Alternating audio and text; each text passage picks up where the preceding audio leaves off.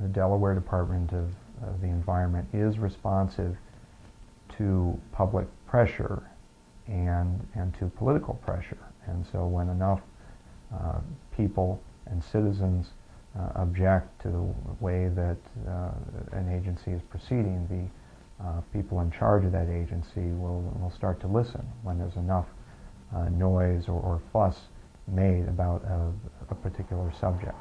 I think all of us, we all need to complain. I think the county governments need to have a role in voicing their concerns.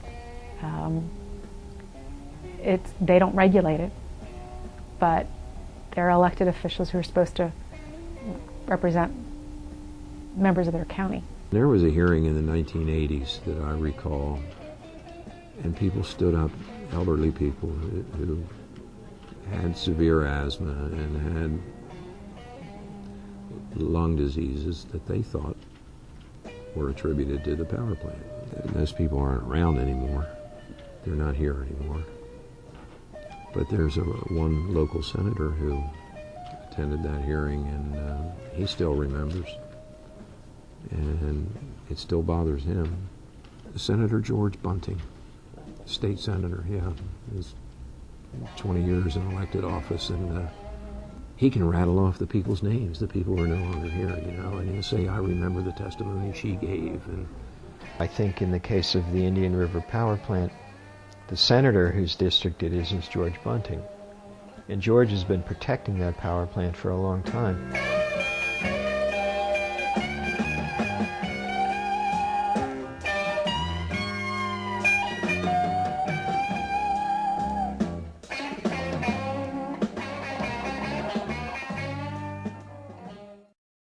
There's no reason why people in Sussex County should be putting up with the Indian River Power Plant anymore.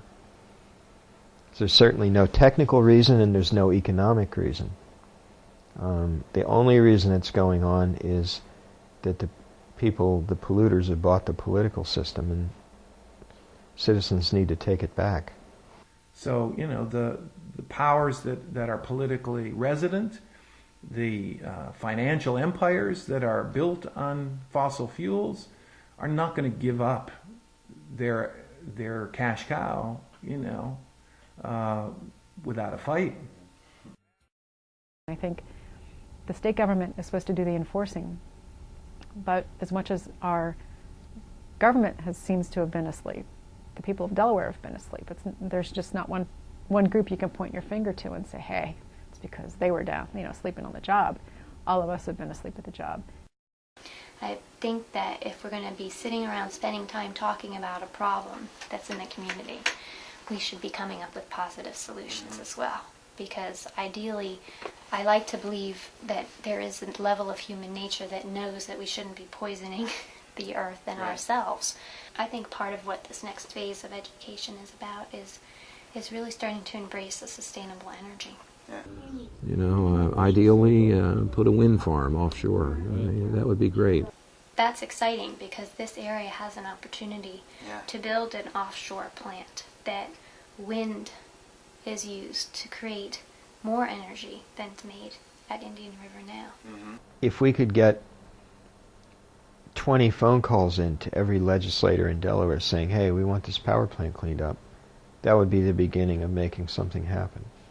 I think just generally overall we might need to affect a change in our own government and what they feel we want. We need to educate them that maybe we want to pay a little bit more for our energy because we want it to be cleaner, either through solar, renewables, or a power plant that has the latest control technology on it.